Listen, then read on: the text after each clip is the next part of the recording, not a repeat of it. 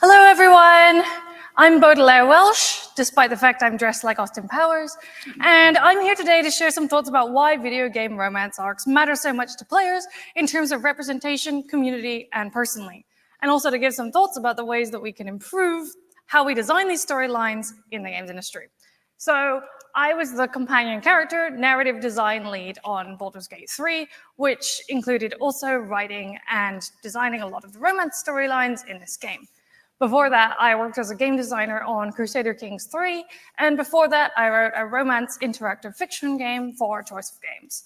Now, I've left and I'm working on my own project, Parliament of Hell, which is a gothic adventure game about a gay 18th century poet summoning demons into the Houses of Parliament and trying way too hard to get a date with Lord Byron. So, that's what I'm doing now. On to romance. So, there are a few other parts of game design which can make such a life-defining impact on players. This is the feature which causes a portion of the player base to take to their computer and write a literal million words of character analysis about what they're passionate about. This is the feature which causes people to recontextualize their own relationships and break up with their own partner of 10 years because they liked a video game character better than them. This is the feature which will then shape a teenager's entire perspective on intimacy and how human relationships work, and cause them to approach real-life human relationships with the guiding principles of interactive romance that they have seen in video games. So how we design these systems is actually important to a lot of people because it can shape the velocity of desire in their brain for years to come. In the immortal words of Nerf Herder, you don't want a boyfriend. What you want is Mr. Spock. So, we deserve to give players something better than seeing sex as some kind of erotic gameplay reward. I think we all know that this kind of style in Witcher, where you get erotic achievement cards for every single character you sleep with, this isn't really on anymore. But I think the reason that we think it's not really on anymore is because we see sex as being shown as just some kind of gameplay reward, and it's morally bad, rather than also the problem of how shallow it makes all of the characters. Developer after developer is still really underplaying romance and shipping some really brief and soulless versions of romance features into their games and treating it as if it's a bit of still an embarrassment as something we're putting in games. But if you include a romance feature and massively underplay it, and give it next to no time, for example, the 5 or 10 minutes that characters in Pillars of Eternity 2 got in their romance arcs out of like a 100-hour game, you're fundamentally still misunderstanding why players find video game romances compelling and thinking that players only want these romances due to some kind of baseline sentimentality, sappiness, or horniness. People really want this feature out of a desire for character depth from every angle. And if you're going to cram romance into a 10-minute slot in a 100-hour game, just hoping that you're going to get the fan fiction demographic, the fan fiction demographic is going to realize that they're only tokenistically being pandered to and are going to see right for it. So when I was 12 years old, I played Mass Effect for the first time. And I remember that the first thing, human or otherwise, that I had a crush on was Garrus Vakarian. And I read, and I once counted all of it in a spreadsheet, over 3 million words of Garrus Vakarian fanfiction at the time, from the ages 12 until I was 16. And you can see the evidence of this in my teenage notes app. 6th of February 2016, I realized that one of the million reasons I love Garrus so much is that 1% nasal voice, which I just love so much and find amazingly pretty. Deeper excavation into my teenage notes app was deemed too dangerous to display, but here are some pieces of evidence for you here. So, being in love with this fictional character changed my perspective of the media format of games forever. I liked video games a whole lot before that, but I'd never had a character who had a near spiritual, emotional resonance with me. And being a lonely teenager without many friends in the world, it really ended up affecting me a lot in terms of how I saw interpersonal relationships. And so it then became my life dream that I wanted to go on to work on video game companion characters, because I knew that Garrus Vakarian himself would never marry me, as I don't endorse police brutality.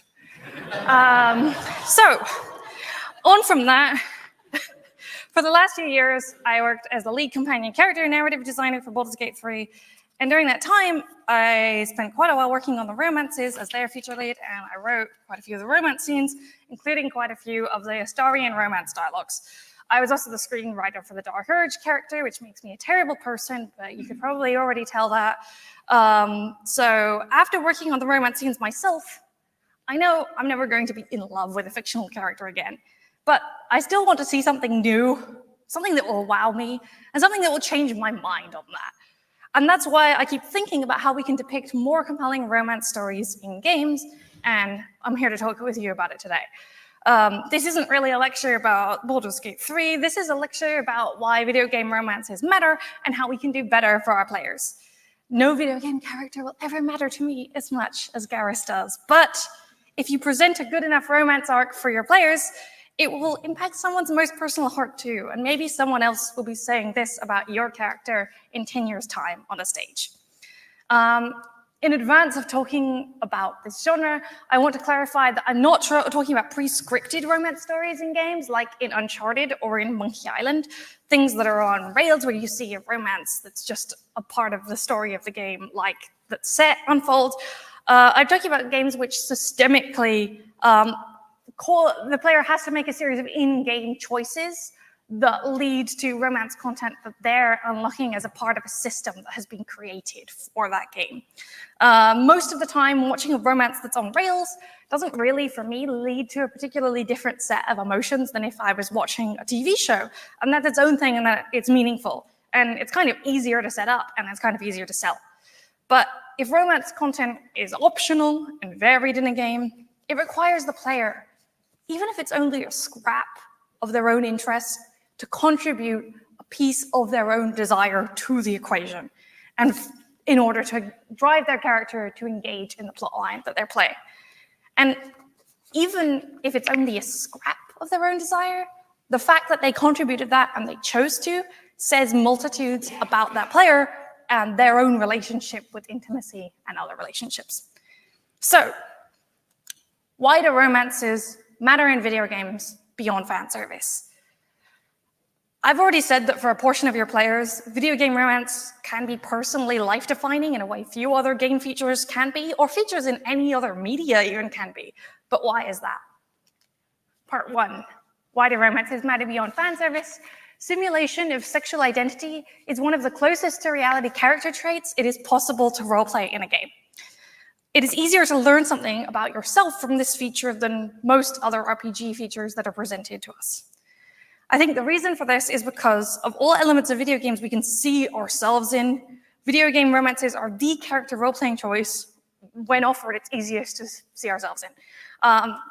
I'm playing an elf. Is that going to change anything about my worldview? Am I going to get surgery to make my ears pointier? Maybe 0.01% of players might.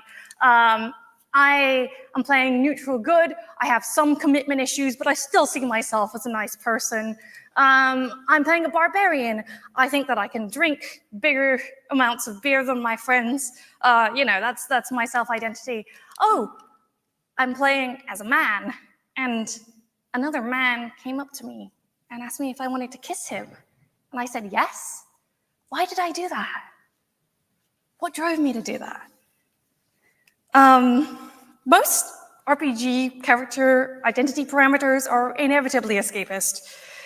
And even in a situation where a romance is going to be a bit silly, most of the time, if we're asked if we want to do a video game romance in an RPG, we are still directly confronted with a question that's basically the same one as we get in real life, but we've maybe just never asked ourselves.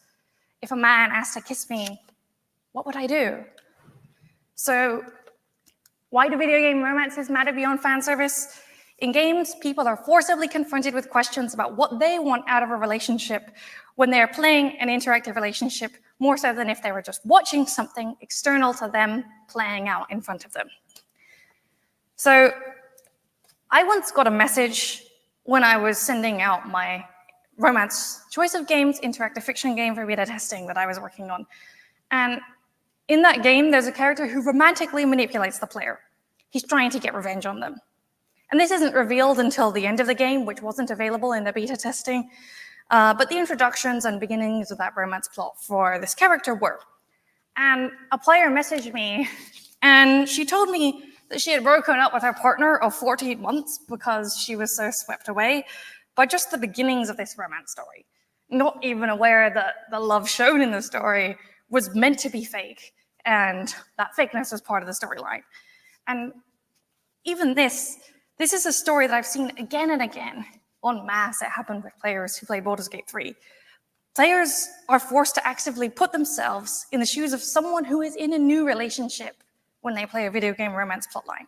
It makes them recontextualize their own to be walking through a new relationship from the start. Art is, of course, meant to make you rethink your position in life. That's the mirror to nature principle behind it. But because these works are inherently self-insert by design, you feel the choices that you make on a fundamental, instinctive, and interior level. Literary theorist Melanie C. Green wrote that there's a difference between simply reading a book and being transported by it. Transported individuals feel as if they know media characters, and in some sense, may think about them as if they were real people. Sympathetic characters may come to seem like friends, and in some cases, this bond may even help satisfy individuals' need for belonging. To me, this quote summarizes the difference between seeing a romance arc externally in a TV show and playing through it in a video game. And isn't this the kind of player feeling we're usually striving for in a video game that we want to feel immersive? But note the connection here between forming this bond and a sense of belonging.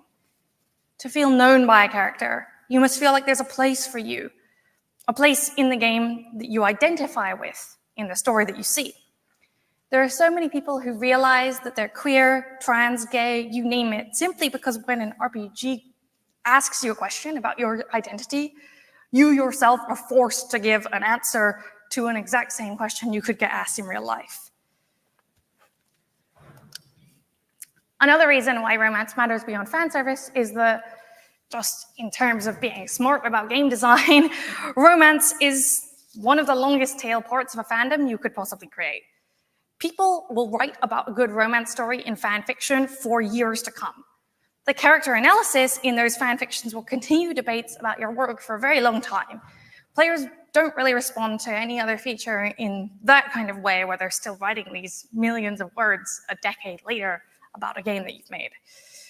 For some people, sex and romance content is just fan service that they get some kind of surface gratification from. And indeed, in order to find this God of War clip for a screenshot, I had to go on Pornhub because it wasn't uploaded anywhere else. But if you really want a long tail fandom for your game, you need people to talk about your characters and analyze every detail of them ad infinitum. The more fans you have engaged in cyclical character analysis that takes off, the more word-of-mouth interest you will generate for your game. It's the same as creating a game which has a lot of build loadouts. It's just creating a debate space for players to creatively work on variants for themselves ad nauseam. It's creating an in-depth discussion without an answer, only analysis. Why do romances matter beyond fan service? The femme and LGBTQIA community will automatically feel included in your fandom if you have romance. If you include romance of any kind that is interactive in your game, you will make the LGBT and female audiences feel included, as we associate having romances with being able to level with the fan fiction demographic as a whole, as a developer. So the fan fiction demographic is overwhelmingly a queer and female space, as studied by Abigail de Kosnik. And so having a romance feature introduced into a previously male-dominated fandom due to that fan fiction demographic feeling validated will make your players feel like your game is now for everyone. And an example of this is that I have to respect the Pathfinder series for including more and more elaborate and long companion romance quests as the series has gone on, when I feel like they could have just decided that they want to keep appealing to the old school demographic that they have before, but they've started to introduce more and more involved romance quests per game that they're making. So take the bear scene from Baldur's Gate 3.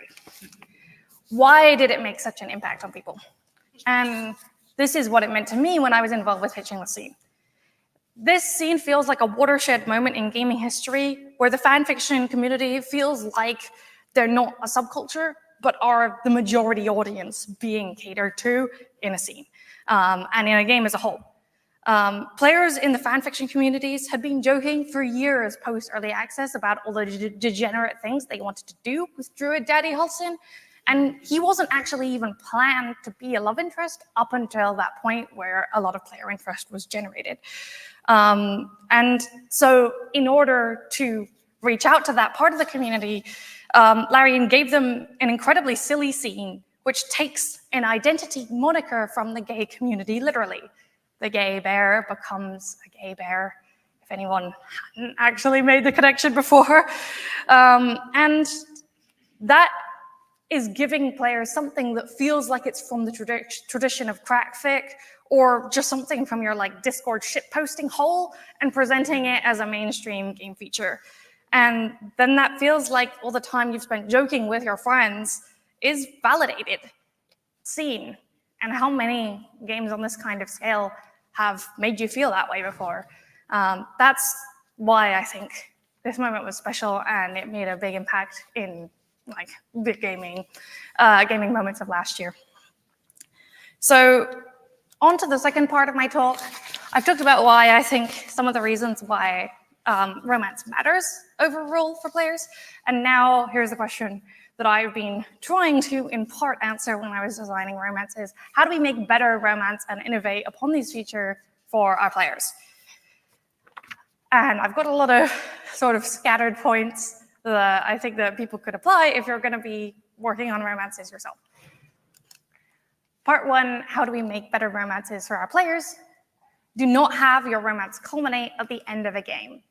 Games have a longer playtime than any other media format, and so we have a lot of space to show the development of a relationship once it's begun, and we rarely take advantage of it, usually waiting for the end of the game to have some kind of dark night of the soul sexual consummation that it's been building up to the whole time. One of the things I think was a big step backward for the Fire Emblem series versus previous entries was that they removed the bewilderingly inventive relationship system in Fire Emblem Three Houses. These games now moved on to the conventional format where you pick a character to build a relationship with and you get to marry them at the end of the game in one final scene. That's that. You get a couple minutes per act with them or something like that. Whereas before, romance in Fire Emblem Awakening and Fire Emblem Fates was an intricate part of the combat systemics. You order your units to fight alongside one another enough, and the characters form a relationship and bond with one another in the classic video game trope of workplace romances, which always seem to be how it happens. And the romance in Fire Emblem is there as a part of the ideology of the pan-Hellenistic phalanx. If you fight alongside your comrades, you're going to fight harder.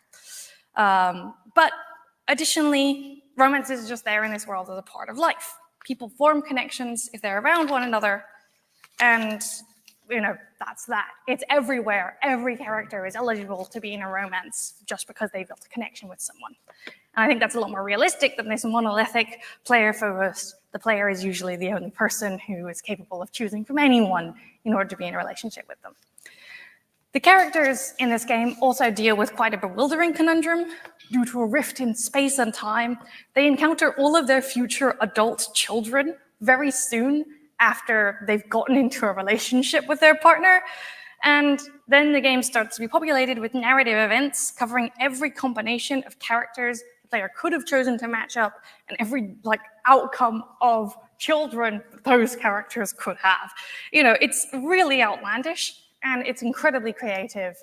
And I think it's super cool that the characters are confronted with such a weird social dynamic.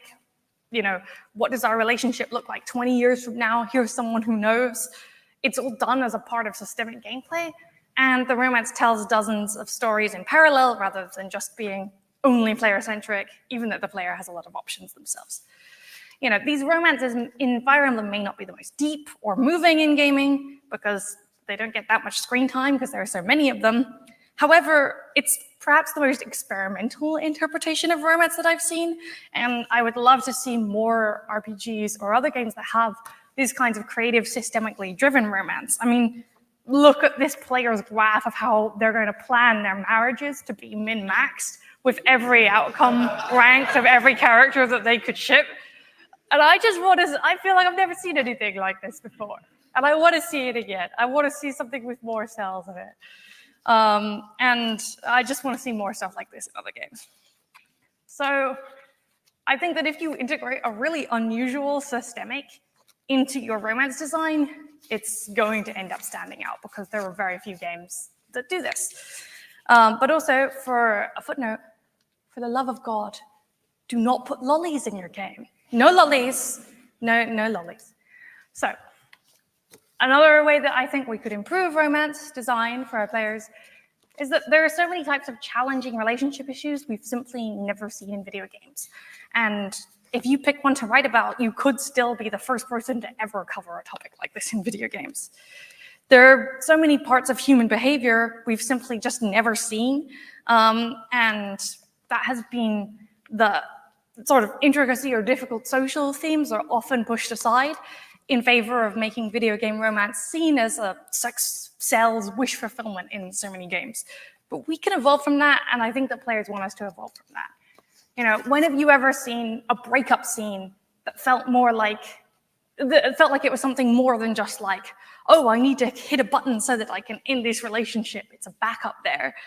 When has a character ever come up to you and broken up with you of their own free will because they've decided that they don't want to be in this relationship anymore for something other than you losing a certain number of approval points with them? You know, when has the spark ever just faded from a relationship and both parties have drifted apart?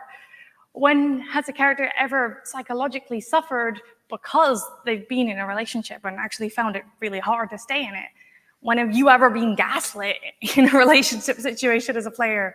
Or when have you ever seen something even the worse, like a relationship turned to abuse? These are things that we just have almost never seen covered in video game romance arcs. And all sides of human relationships are still, I think, you know, up for evolution and up to be like really depicted in nuance in games. It's a very, very new field.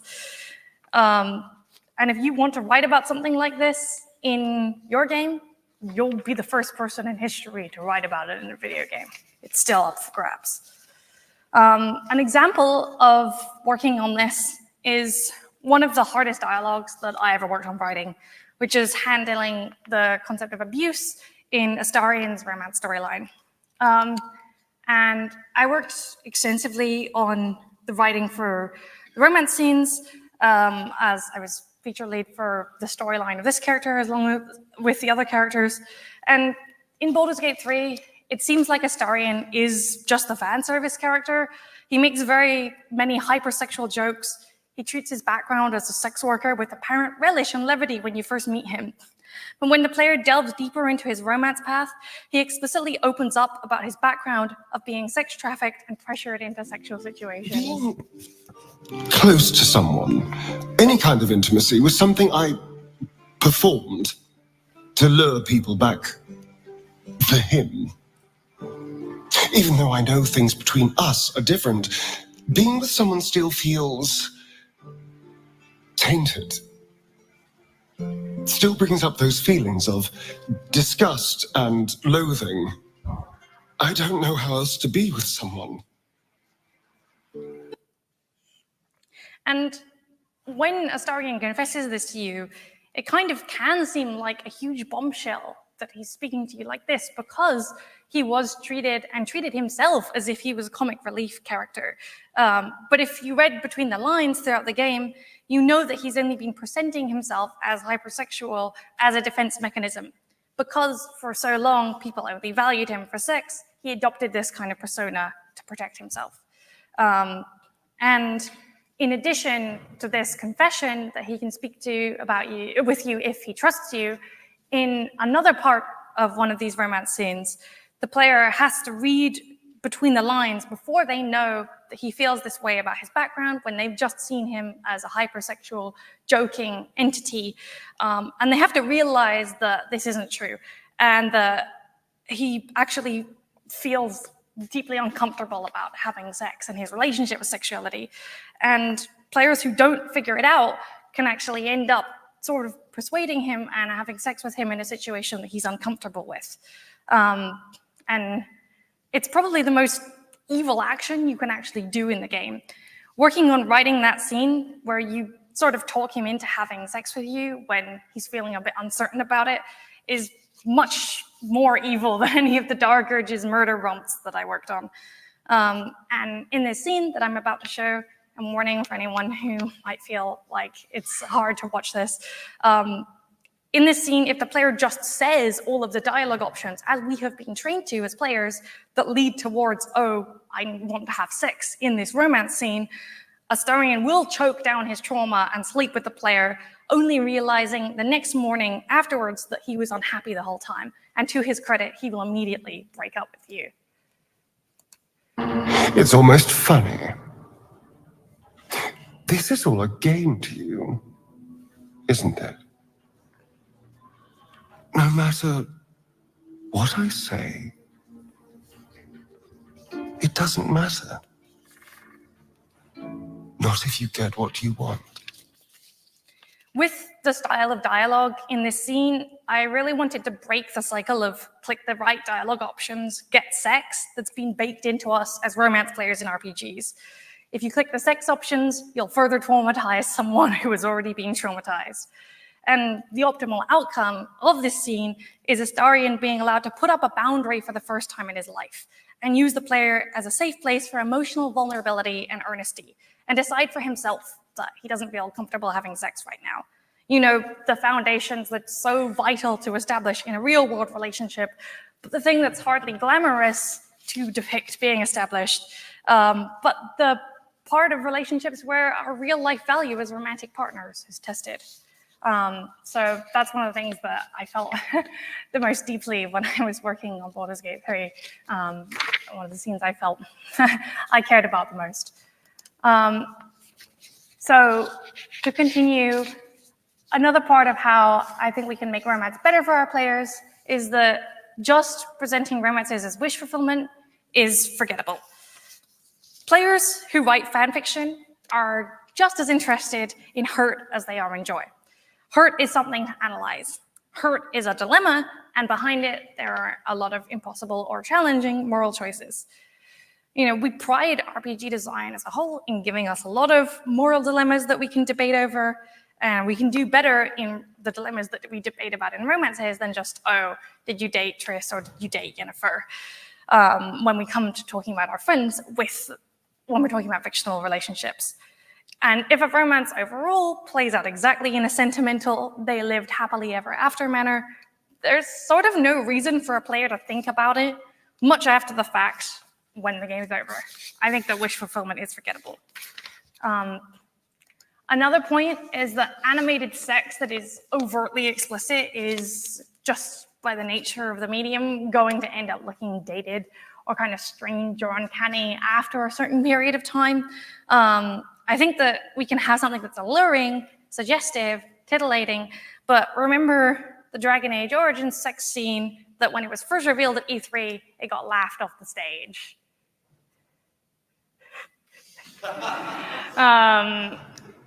So sex in games is just never going to end up looking like how it does on a TV show. And that's why it's smarter when you're designing the layouts of your scenes to rely on sort of conceptual foundations of things that are hot or suggestive behind it, rather than going straight to this. A scene that I admire from Baldur's Gate is that when Shadowheart is going skinny dipping, because she can't swim and she's being taught to swim for the first time, it's sort of just a like aesthetic suggestion. It's not a full-blown depiction of like pixel penetration like it is in Dragon Age. You know, it's something that gives the players something to set their imagination going and let them think about the rest. And I think that these sorts of romance scenes are going to be the ones that are enduring in people's memories and are going to still seem classy to whatever extent any of this can seem classy in 15 years' time. So the next point, how do we make better romance for our players? Players find solidarity and community in liking romances which have unconventionally attractive characters, or as coined by Sigmund Freud, the Tumblr sexy man principle. When considering what kind of romance characters to design in your game, it's kind of the weirdest characters players end up finding attractive, but then also talking about for a long time as well. We're far beyond the obligations to make characters conventionally attractive. It might be pleasing to the average fan. A lot of players might play that romance storyline, but the thing that people rally behind and remember will be relationships with unconventionally attractive characters, because it creates a more rabid community for the people who like that character, seeing themselves as a fringe subculture within the tastes of the overall fandom. And then there's a great sense of solidarity of being a subculture within a larger fandom. I was entirely blindsided when Baldur's Gate 3 came out about how popular Dark Urge Gortash ended up being. I really didn't think about it at all, which is a dark confession, I know, even though I endorse it wholeheartedly, especially Dirge-Tash Impreg. That's my favorite. But I shouldn't have been surprised when I grew up and the characters that I found attractive growing up are these characters. I really shouldn't have been surprised about it. So there are so many people into characters like these kinds of strange characters because of that sense of community behind finding like-minded weirdos like you who also like that character. And then there's a big sense of belonging when you feel like you're part of that character's subculture within the fandom. So why not create some subcultures within your game behind really like out there character romances if you're going to be designing them? So I'm going to conclude my talk with saying that overall, writing fan fiction is the largest time investment it's really possible for a fan to have in your game besides actually playing it. It's the most in-depth also that a player could possibly engage with the game if they are writing a manifesto, adding their own imagination to expand upon the base material that they've been given very broadly. And if you present your romances as straightforward and sex goal-oriented, there's not going to be very much for your players to discuss and analyze and add their own creativity on top of. So I've got a slide here with a summary of the first half of the talk. If anyone wants to take a photo, I don't know if I'm pressuring you to do that, but if you do, I'll leave it up there for 30 seconds. Less than that. I'm quicker happy. And I'm gonna, are we good? Oh, we're good. And here's a summary of the second half of the talk, just as everyone has put their telephonic devices away in their pockets already. And if anyone is interested in any further thoughts I've had about video game romance, I actually, when I talk about my game I wrote for Choice of Games, it's a whole interactive fiction game which is a meta commentary about this phenomenon. It's a cyberpunk interactive fiction game which asks the question, what if video game love interests were sentient AIs aware of the ways that players sexualize them? I worked on it as a solo developer for 9 years. I started it when I was 16. And obviously that sort of thing ends up dragging on for a long time before you publish it. But it solidified a lot of my thoughts about the romance genre. And the main premise of it is that Len, the main villain, has been designed to be the ultimate video game vampire love interest of all time, maximum fan service. His developers programmed him not to be able to feel positive emotions because he'll be hotter if he's depressed. And he's been min-maxed to be as sexy as he can be, and he's desperately trying to deactivate himself for the fact he's been born into a life of fan service. So if you're interested in that, or in my poet dating game I'm currently working on, Parliament of Hell, there are some QR codes here, and maybe there is some time for questions. There's 10 minutes for questions, if anyone has a microphone, and if anyone has the daring to put their hands up. Well, oh, I'm getting a clap. Oh, thank you. Thank you. Thank you. Thank you. Any questions? Some questions. Hello. I'm going to stand up. Hi, my name is Karen. I firstly want to say I'm romancing Astarion right now, an excellent job. Secondly, I am a game scout, and one of the things that I try to talk about is romance in video games. How would you suggest that I talk to people who might not see, I don't want to say how sellable they are, but how they can intrigue audiences and they can get, fans in? How might I do that other than saying sex sells, To me, it's the romances force a game to be character-driven, and we much more easily relate as people emotionally to characters rather than overarching plot lines. And if a game is shown as a vessel through its characters, and that characters have features that develop them in a lot of depth, then it means that people will become personally attached to those characters. When the stakes in a game are about, oh, I want to help my friend or my love interest who I really like, it's so much easier to be emotionally involved in a game that you're overall playing when you have that direct frame of reference with a character who can at least be your vessel, someone that you really like or you care about. Then I think if there's some kind of external or overarching threat. So I just think it's easier for players to become really invested in games if they're character driven. Maybe it's just my personal investment. If it's a game with a lot of narrative or even some narrative, characters are much easier to have emotional linking points to them than almost anything else. It's a bit of a cheat sheet, and then romances force those characters to be really developed in a way that not everyone thinks about. Thank you.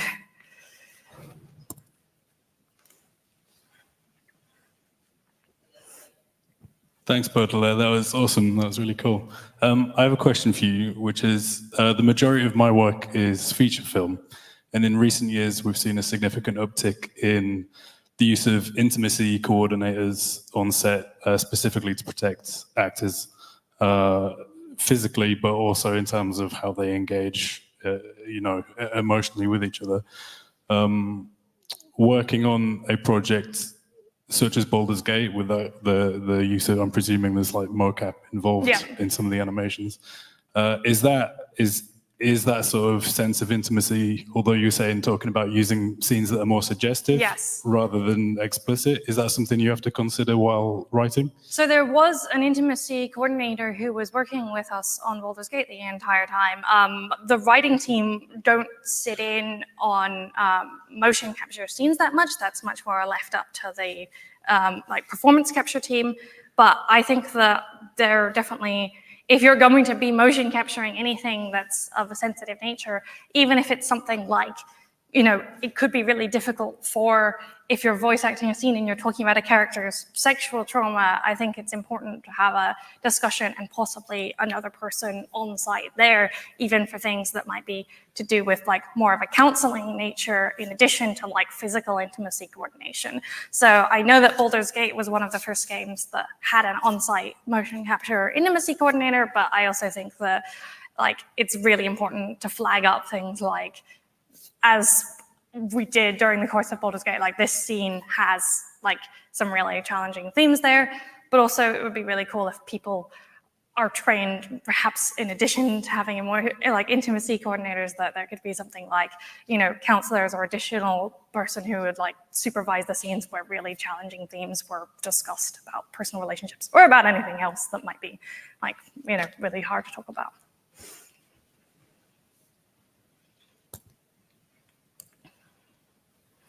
Maybe I should be pointing at people, I feel like. Okay. Thank you so much. This was super cool. I had a question. When you were talking about the more difficult types of romance and the scene you wrote for Astarion, you said that it's not done in video games, really. And I was thinking it is done, but it's much smaller games, sometimes in mobile romance games and in specifically romance games. But even when it's done there, it always comes with a sense of it's a risk, not giving players what they want might be a risk because they might get really annoyed at the game. So my question is, when you were obviously in Baldur's Gate, it's really that massively paid off and we can all see that now. But when you were bringing up the storylines, was there any resistance? And if there was any resistance for all the other stakeholders in the company, how did you manage to get them to buy into that? How did you convince them that it was worth attempting? Honestly, I feel like when I turned up at Larian, it's to Larian's great credit that I was previously someone who was writing fan fiction about the games in early access. And I feel like when I ended up working at Larian, the reason that I was hired was because, I mean, not just the fact that I was an existing developer working on Crusader Kings, but also the fact that I knew the fandom very well. And I was surprised of the degree of trust that was given to me. Like, you know this part of the community, you're part of this demographic that we don't necessarily have on the team so far. Exactly within the writing team, I know that there are other people who are part of that demographic within Larian as a whole. But I think that like I was treated with a lot of like respect and trust, because it's like, oh, the reason that you're coming here and working on this feature as a whole is because you're part of that community that really cared about it a lot. So really that was my overall experience. Sounds awesome. Thank you.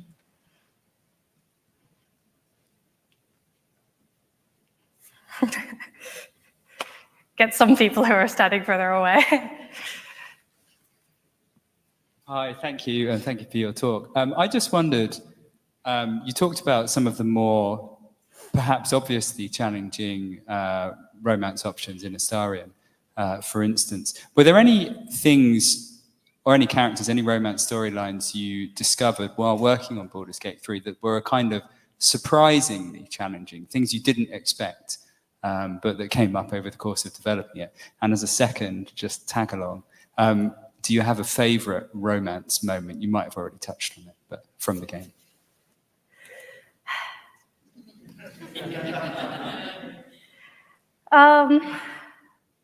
That's a really difficult question. My favorite romance moment. The one that's springing to my head. No, I'm not going to say that out loud. It's too disgusting. It's really disgusting. I really like the scene where, even though it's kind of played as comedy, which I worked on it, and I wrote the scene where you sleep with the incubus that Raphael uses to transform into his own form so that he can sleep with himself. And the incubus can steal your soul and your form and form a permanent like bond with you, where then every time that they have sex in your physical form, you will sort of feel 10% of an orgasm, no matter how much of distance in space and time there is. So there is this scene that I definitely wrote as a comedy scene where you kind of just like are walking around and you cum your pants in the street because of this soul bond. But the thing is that because the important thing is when there's like small amounts of reactivity that's there, and Astarion, and I also added this, like the other characters just kind of roll their eyes, but because like he has such an experience of like feeling like there are a lot of ways in which you could be uncomfortable with something sexual, and he's learnt that and he's grown in that way. Like over the course of the game, he actually he's the only character that stops and is like, are you actually all right? Like, is everything going okay? I'm really sorry that this is happening to you. And it's like nice to have something, I think, that is something that's like such a niche piece of reactivity. And it's also kind of silly, but then that level of like additional reactivity on top of that, which is like, if this character has learned so much on the journey, even all of these steps down the line, and this is something you can do in a huge RPG, it's like, he'll step in and check, like, are you okay with this? And that's not actually my favorite scene in the game. It's just that I always think about it because it's like the cum your pants in the street scene always like sticks in my brain because it's one of the grossest things that I know I worked on. But you had another question that was not about that, but then it just like glued in my brain when I was thinking about it. The other question, sorry, I feel like I'm taking up time now. I wondered if anything was surprisingly challenging, like perhaps there was something you thought might be simple or straightforward, but in the course of getting to know the character perhaps, or their romance arc, it became suddenly challenging for some reason. Well, I definitely think that working on romances in a game like this, unless you're a pansexual person who wants to date every single person on the planet, you're forced to, if you're working on these romances, think about like sexualities or why people would be attracted to characters that you yourself like don't have any like personal interest in.